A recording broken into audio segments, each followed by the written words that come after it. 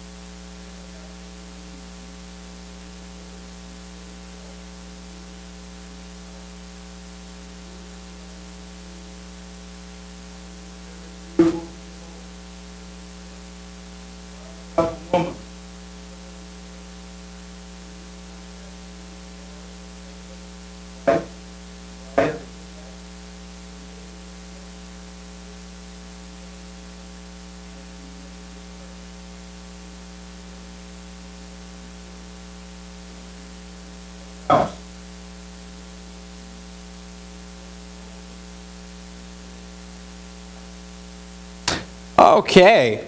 Now, you'll note, of course, the setting is mentioned, the time when kings go out to battle, and David sent Joab and all his servants with him. There's a long-standing debate about whether David did wrong, about whether in going into battle or not. Mark and I were discussing this just a little bit before class started. You know, on the one hand, it's tricky, because on the one hand, you know, throughout 1 and 2 Samuel, there's a great emphasis on the fact that the king's job is the going out and the coming in before the people. And Saul is routinely kind of jabbed at throughout the narrative for not doing this, while David is praised for going out and coming in. But on the other hand, throughout 2 Samuel, you're going to see several times where the people routinely try to prevent David from going into battle, too. In chapter 18 and verse 3, at war with Absalom, they say, no, you're like 10,000 of us. We don't want you going into battle. Or in 2 Samuel chapter 21 and verse 17, when David is almost killed by a Philistine giant, they say, no, you can't go out into battle anymore. We don't want the lamp of Israel to be extinguished. So maybe it wasn't wrong per se. It does put him in a bad position, certainly. But why are we told they're going to war? Well, there's another interesting question to consider. When's the last time that we saw Israel at war with Ammon? No. We're on that. Before this, when's the last time we saw Israel at war with Ammon? Anybody remember? Sure, wind the clock a little bit.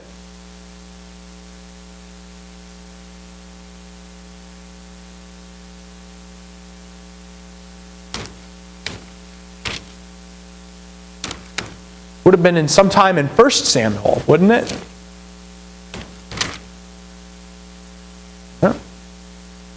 Remember who fought that war? Saul, right. 1 Samuel chapter 11, Saul fights a war with Ammon. Anybody remember how that war went?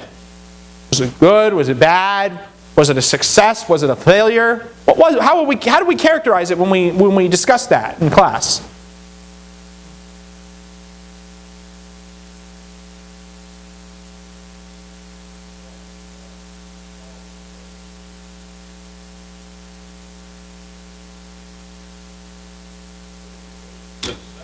Yes.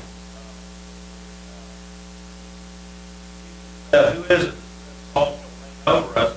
Well, bring them in, put them to death. Right. Paul said, right.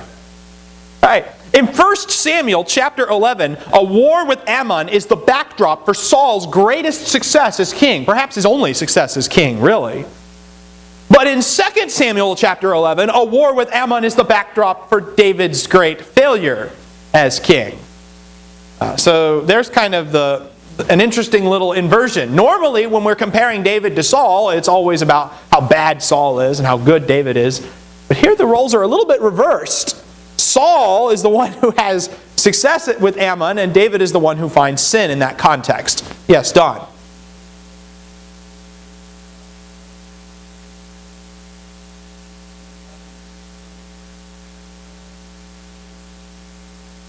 Right. Well, yeah, and we were discussing that's the phrase that gives us difficulty, right? Now, I don't know what to do with that other than to say that, here he is, he's not where he ought to be, not where he normally should be. Perhaps he doesn't sin by doing that, but it puts him in a situation that, could have been avoided for whatever this reason. Now, we look here, and David sees a woman bathing on the rooftop. And he goes and he inquires about her. Inquiry. When do we normally see David inquiring about stuff? We normally see David inquiring of God, don't we? Normally in 1 Samuel 9, the term that's used here is actually the same word that's used whenever they talk about inquiring of God. But here David's not inquiring of God. He's inquiring about something else. No, this isn't consistent with his usual practice. David is doing something that's greatly out of character. Don. Yeah, if he had inquired about God, do you think God? What do you think God would have told him? Don't do it. It's bad. You're going to mess up your life. It's sin. But David doesn't inquire of God. Instead, he inquires about this woman. And he finds out about this woman. Her name is Bathsheba, the daughter of Eliam, the wife of Uriah the Hittite. Now, one thing that's kind of interesting to note, Bathsheba, the name Bathsheba has nothing to do with her taking a bath. I've heard people say that. That's, it doesn't even make sense. No, the word Bath in Hebrew means daughter.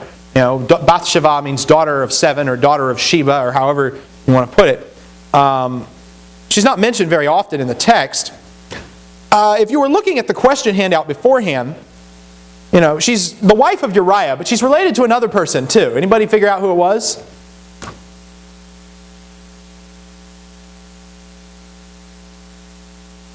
And you have to scroll through David's mighty men list to find it. But it was in. Nobody check? Okay, well. 2 Samuel chapter 23, David's list of mighty men, and specifically, it's of course David's list of mighty men. The last person listed is Uriah the Hittite, which kind of adds a little sting to the fact that David did all these horrible things to him. Uriah was one of David's 37 mighty men.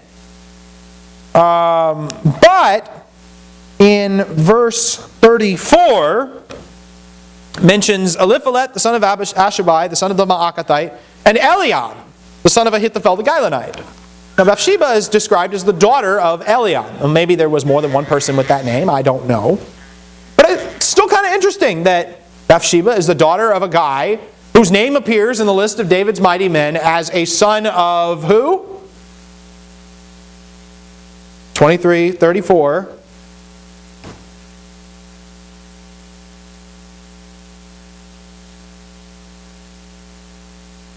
know when you see it. Who was Ahithophel? Anybody know who Ahithophel is?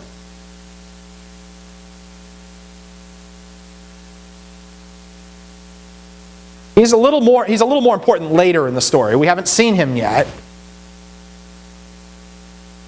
But he does come up later in 2 Samuel. Don.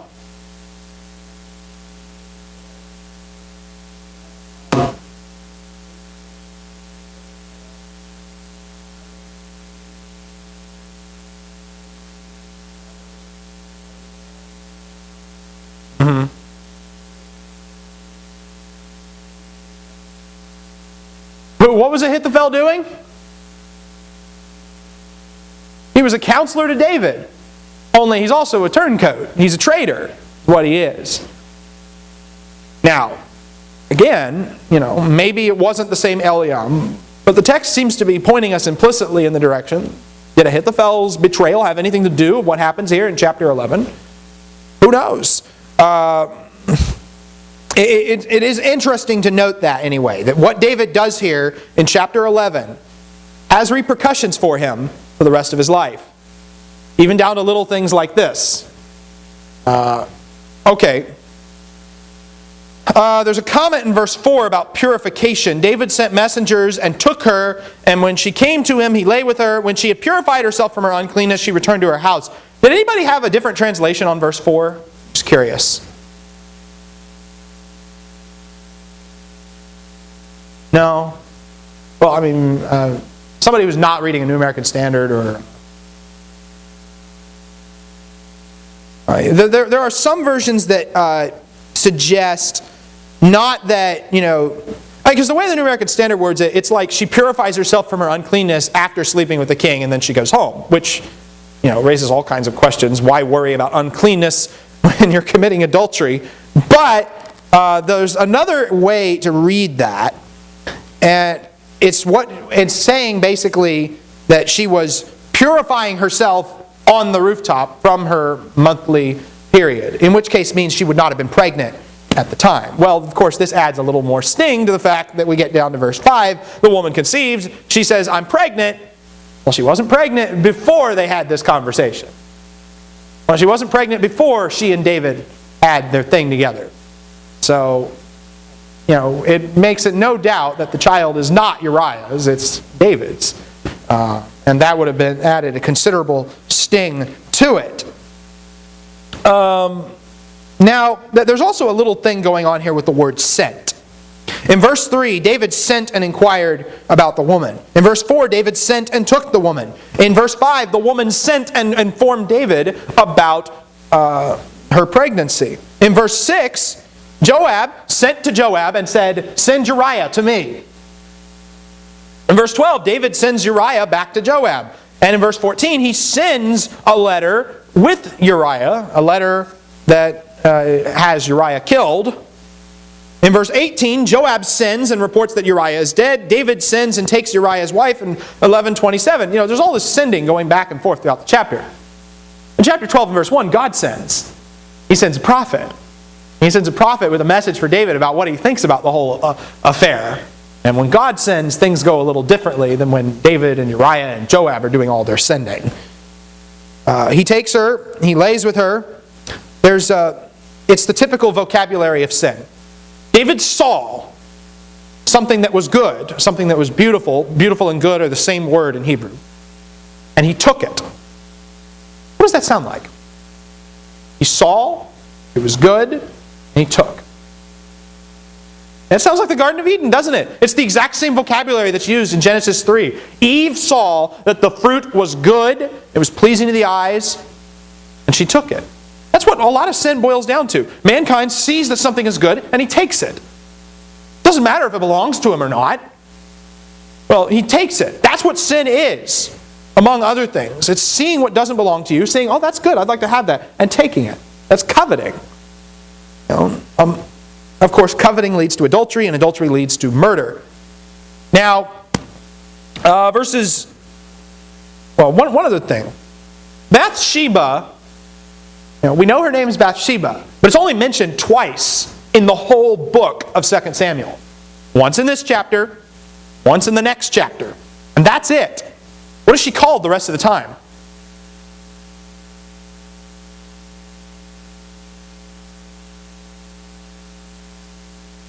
Over and over and over again. It's the same, the same form of the designation. Yeah. I mean, she's called the wife of Uriah in verses 3 and 26. Uriah refers to her as my wife, verse 11. When Nathan is having a conversation with David. At this point she's married. She's remarried David, but Nathan still calls her Uriah's wife in chapter 12 and verse 9.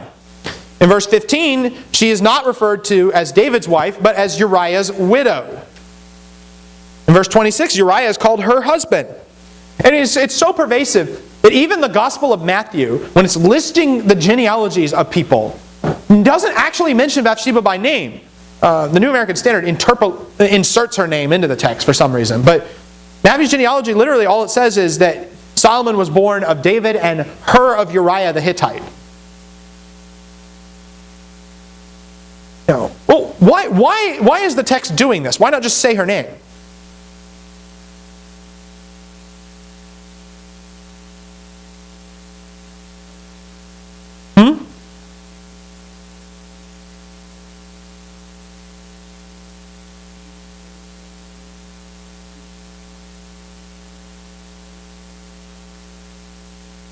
All right. It's yes, Mark. The Bible tells the truth. Say, oh, right. Face of Yeah. it lets you know they were fallible. Most of the time they were serving God, but well, big and small. Now, in the lineage of Jesus Christ, 5. Yeah. 5. Rahab, Ruth, Bathsheba, Tamar, and Mary. Mm-hmm. Well, Rahab the harlot, Ruth the Moabitess, and her who was Uriah's wife. Jesus didn't come her perfect flock as a Pharisee might. No. He came from him. No. But he was the perfect son of God. Right. Also, there's also Tamar in Genesis 38 as well, who's mentioned. But there's a lot of emphasis placed on that, certainly. The whole point of this is, to emphasize her relationship with Uriah, emphasize what David is doing here is clearly in violation of everything that God has said about the marital relationship and how the marriage bed is to remain undefiled. What the Bible does not tell us, how Bathsheba felt about this whole mess. We don't know. Some sermons portray her as this seductress who, she's out bathing on the roof, catches the king's eye, and goes willingly along with the adultery. Some people portray Bathsheba as the victim. She had no choice. She couldn't say no to the king. That's the point that's frequently made. And so, she's effectively raped to satisfy his lust. I'm not going to say which one of those is right because the text doesn't tell us. We're trying to assign motives to explain what's happening, and that's not the point of the text. The point of the text is David's sin. Okay, I saw Don's hand first and then Mark's. Right?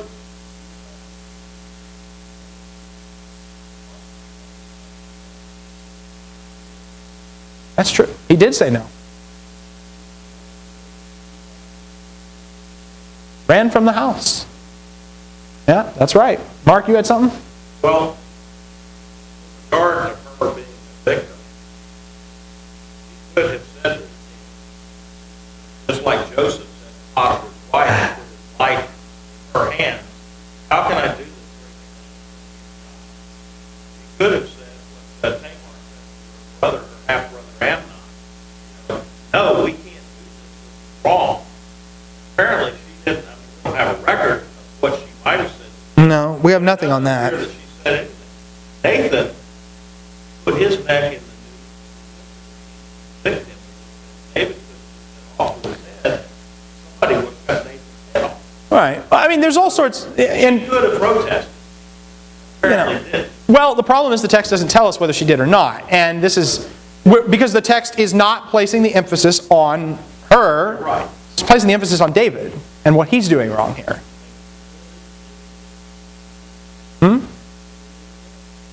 Yeah.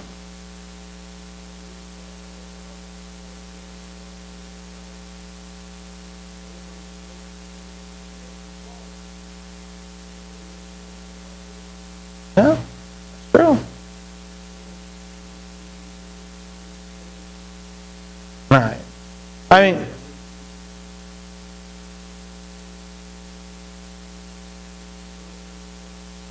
there's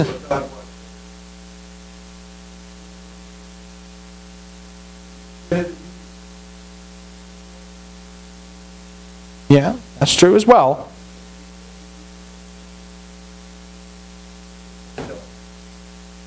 Right. Now, we've been on verses 1 through 5 for a while.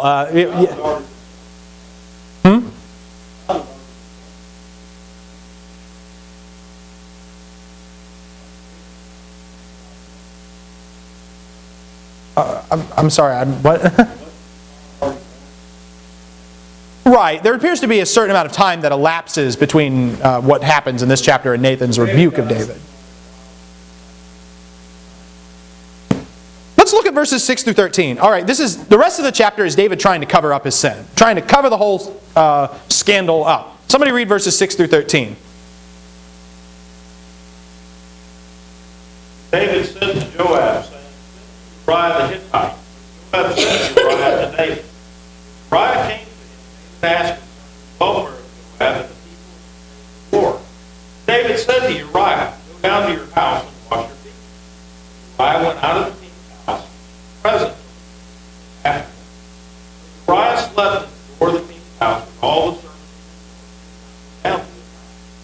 Now when they told David, saying, Uriah did not go down to his house, David said to Uriah, not go down to your house.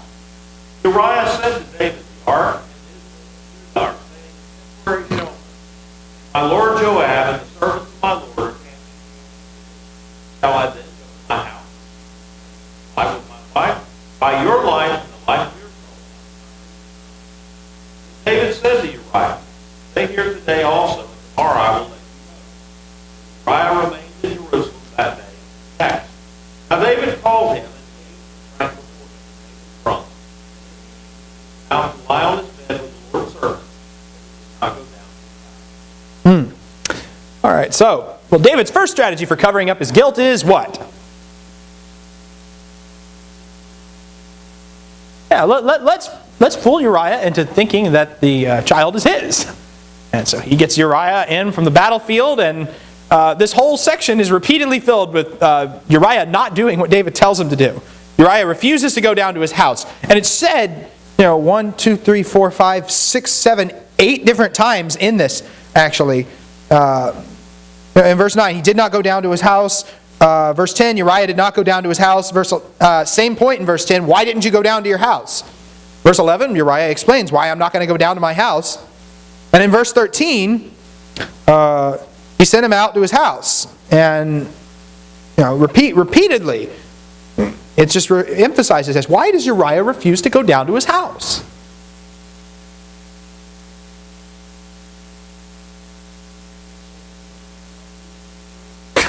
And all his kinsmen are out sleeping on the ground.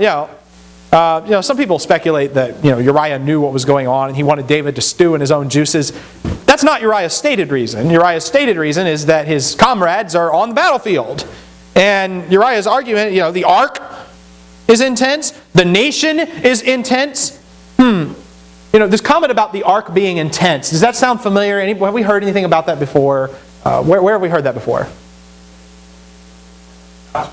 I know. David said, here I am. I'm dwelling in a house of cedar. The ark of God's in a tent. We need to fix this.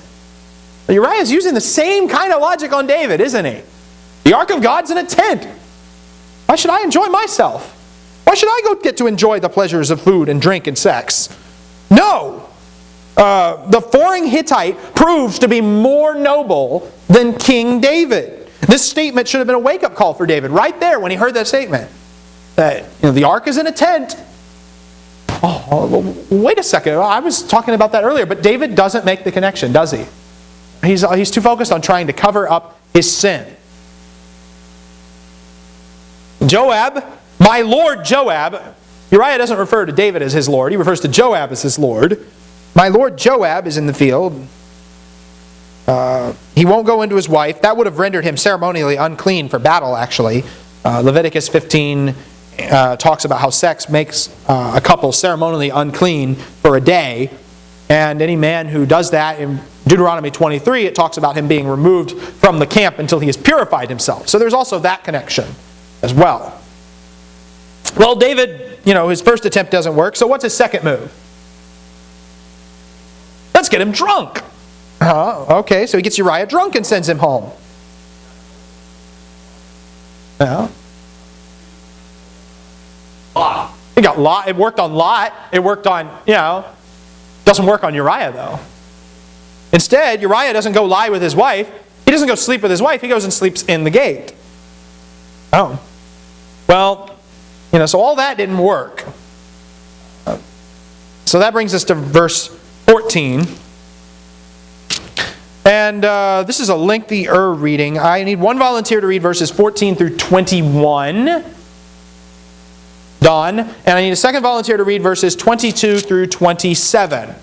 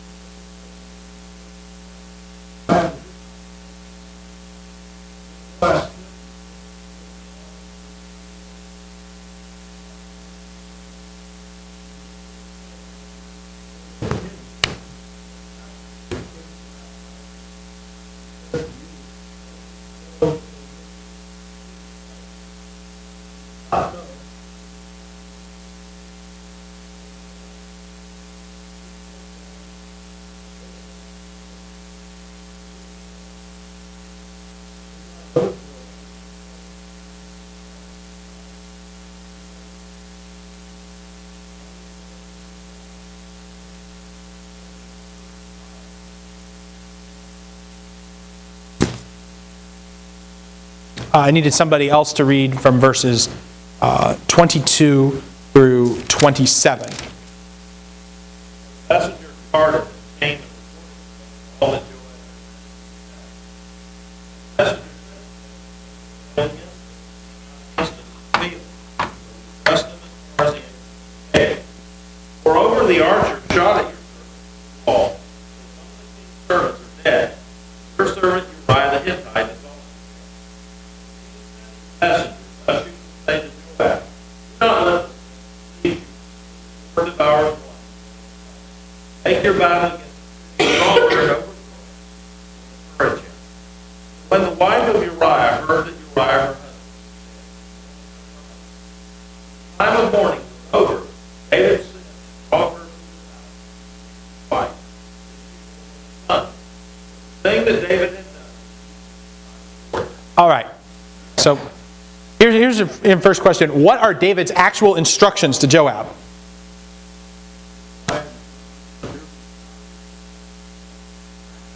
All right, yeah. So, let's pretend that this is Uriah here. Let's have everybody back away from him.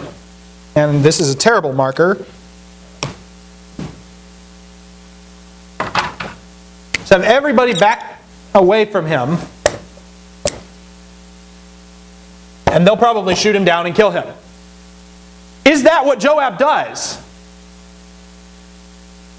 Well, he put him in the hottest part of the battle right next to the wall. Several more got killed with Uriah. Okay, yeah. What he does is just a little different. He doesn't follow David's instructions to the letter. Does he do this thing where all these different men withdraw from him? No. What would that look like? It would kind of look like a conspiracy, right? So instead what he does is he takes this group of guys, has them get close to the wall, and they all get X'd out. He takes several valiant, he puts him where valiant men were, the text says, and they go to the wall, and then several are killed by the archers on the wall.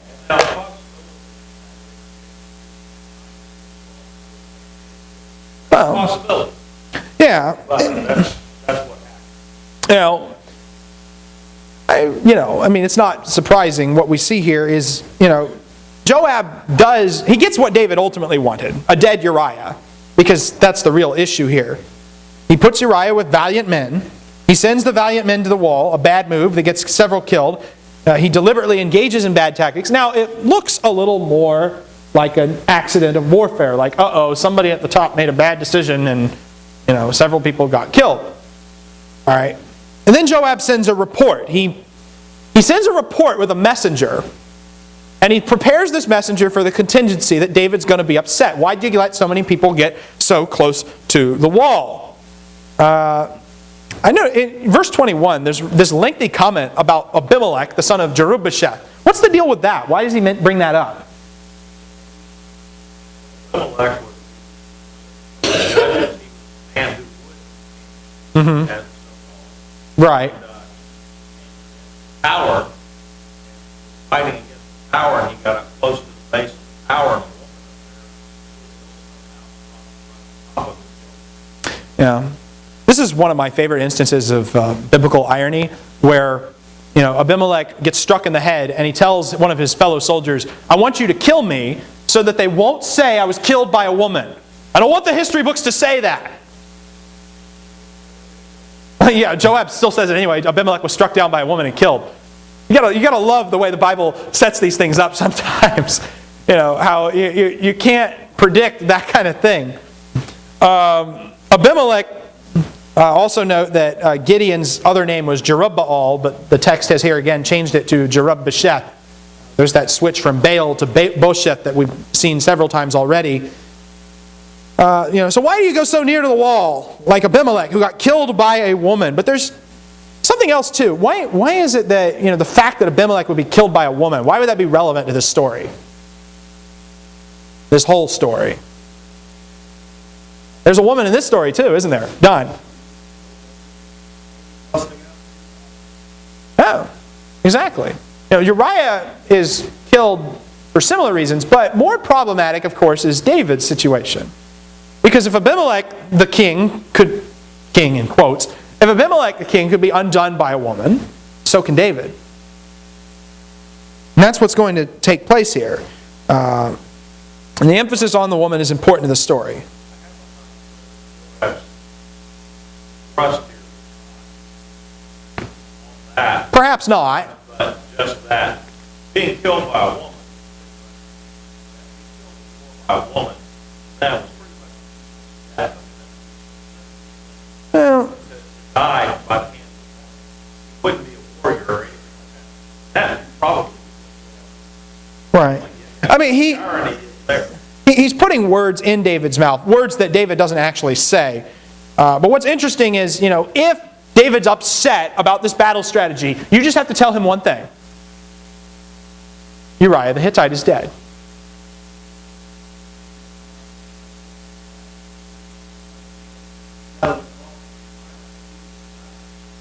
Yeah.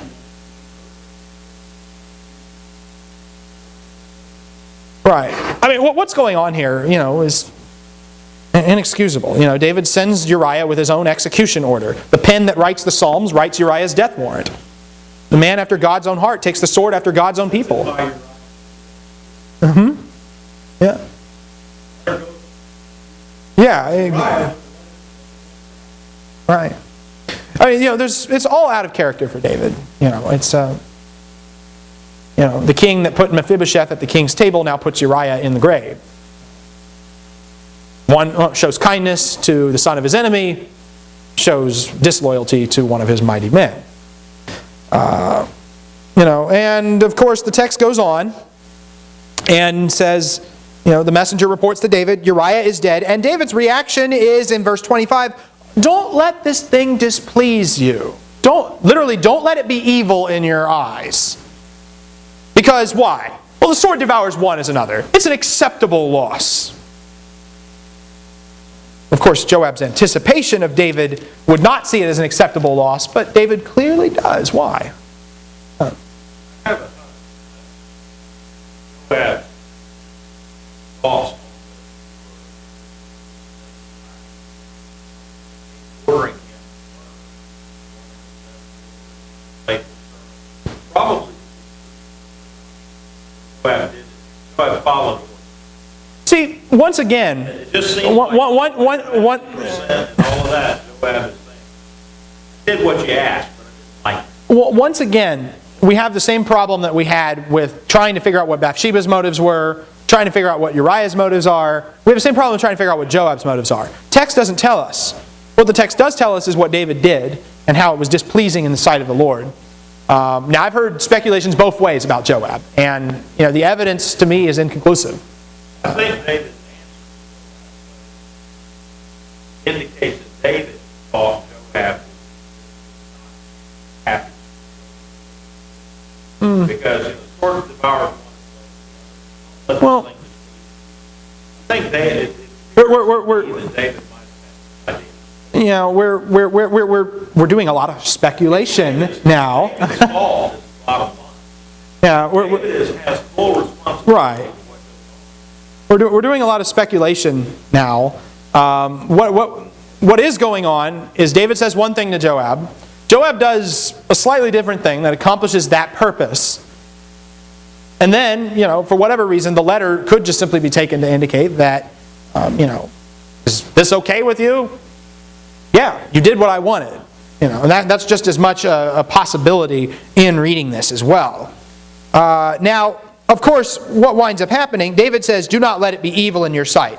Is a way of David stating his approval. I don't care how you get it done as long as you get it done.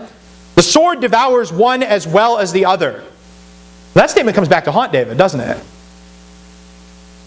Because what does Nathan say in chapter 12 and verse 10? You think the sword devours one as well as the other? Let me tell you, in verse 10 of chapter 12, Nathan says the sword will never depart from your house. That's coming, David. Now, there's an end result for you in this. David gets his just deserts for this. And, of course, the story concludes. Bathsheba gets done mourning, in verses 26 and 27. She hears that Uriah, her husband, is dead. She mourned for her husband. When the time for mourning was over, David brought her to his own house. She became his wife. Now everything's all tied up and no one will ever know that the child was Uriah's. That was a pretty fast period of mourning for that to happen, but nonetheless, here we are. But it's not all over. The story would be over except for one phrase. So the baby and David's mind. Valiant warrior, battle, serving him, so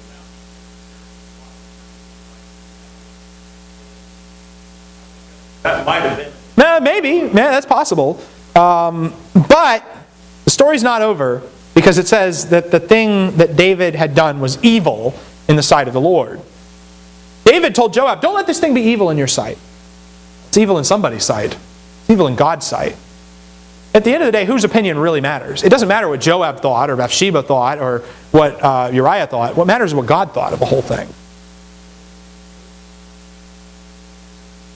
It was deliberate.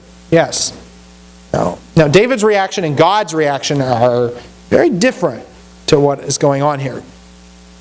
This is, in fact, the first time that Yahweh is mentioned by name in the whole chapter, if you'll notice. It's a rare instance, as I pointed out before, a rare instance in Old Testament history where the Bible actually comes out and says God's opinion. So many times we'll read a book like Judges or Samuel, and somebody will do something and you go, well, was it good or bad? And the Bible doesn't come out and say, and God thought it was good, and God thought this was bad. So often it leaves you to figure that out for yourself. Here the text doesn't do that. It comes out and explicitly says, what David did was bad. God thought it was evil. What he did was just flat out wrong.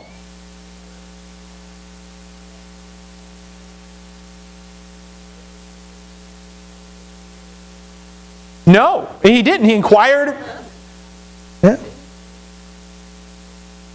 That's right, yeah. He inquired about the woman. He didn't inquire of the Lord. Missed that part. Skipped that step. Would have been nice if he had done that. Could have avoided this whole situation. What if David had inquired of the Lord? Well then, I dare say most of this wouldn't have happened, would it? Now, that's not the conclusion of the story. Because chapter 12, David spent chapter 11 trying to cover up his sin. Chapter 12, the Lord will uncover David's sin. And then we'll have some things to say about that as well. So, I guess that brings us to the end of chapter 11. Are there any comments or additional thoughts that people want to share before we conclude? All right, we will pick up with chapter 12 on Thursday. And I will probably not be here on the following Sunday. We've got to go out of town for a family reunion, so someone will be subbing for me on the next Sunday morning class.